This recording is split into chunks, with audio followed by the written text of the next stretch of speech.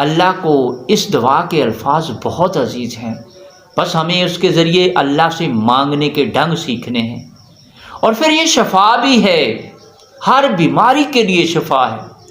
نبی کریم صلی اللہ علیہ وسلم نے فرمایا روحانی اور جسمانی بیماریوں کا علاج اس میں ہے۔ ابو سعید خدری رضی اللہ عنہ نے بیان کیا کہ ہم ایک سفر میں تھے، رات کا وقت تھا کہ ہم نے ایک قبیلے کے نزدیک پڑاؤ کیا۔ پھر ایک لونڈی آئی اور کہا کہ قبیلے کے سردار کو بچھو نے کاٹ لیا ہے، کیا تم میں کوئی بچھو کا جھاڑ پھونک کرنے والا ہے؟ تو خود ابو سعید اس کے ساتھ کھڑے ہو گئے۔ ہم کو معلوم تھا کہ وہ جھاڑ پھونک نہیں جانتے، لیکن انہوں نے قبیلے کے سردار کو اس صورت سے جھاڑا تو اسے صحت ہو گئی۔ چنانچہ ہم نے مدینہ پہنچ کر نبی کریم صلی اللہ علیہ وسلم سے اس کا تذکرہ کیا تو آپ صلی اللہ علیہ وسلم نے فرمایا کہ انہوں نے کیسے جانا کہ سورہ فاتحہ ایک منتر بھی ہے۔ تو اس کے بہت سارے اور بھی فوائد ہیں۔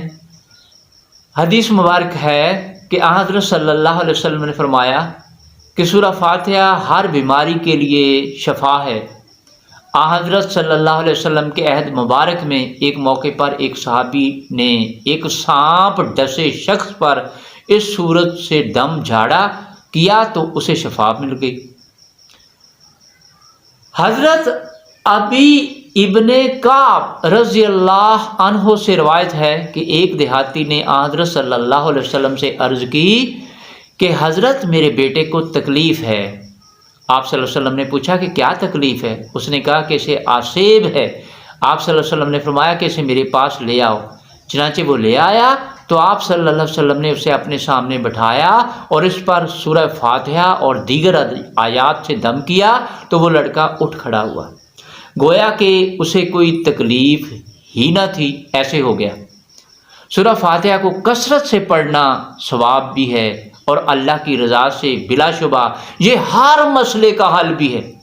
روزانہ اول و آخر درود کے ساتھ اس کو 100 بار پڑھنے والے روحانی طور پر انتہائی مضبوط ہو جاتے ہیں، بے شمار امراض سے بچ جاتے ہیں۔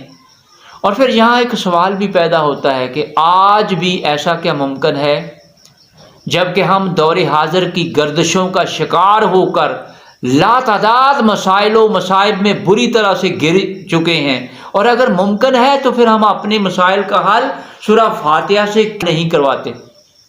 تو اس کا جواب ہے کہ جی ہاں، بالکل آج بھی سورہ فاتحہ سے اسی طرح استفادہ کیا جا سکتا ہے